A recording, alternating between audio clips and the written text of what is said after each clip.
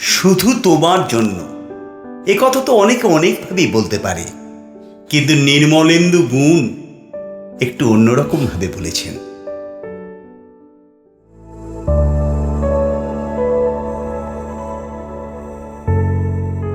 কতবার যে আমি তোমাকে স্পর্শ করতে গিয়ে গুটিয়ে নিয়েছি হাত, সে কথা ঈশ্বর জানেন।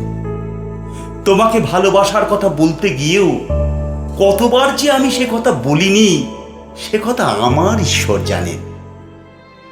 তোমার হাতের মৃদু কড়া নাড়ার শব্দ শুনে জেগে উঠবার জন্য দরজার সঙ্গে চুম্বকের মতো আমি গেঁথে রেখেছিলাম আমার কর্ণযৌবন।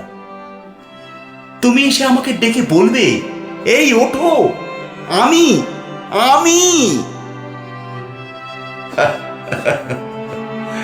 আর আমি এ কি শুনলাম?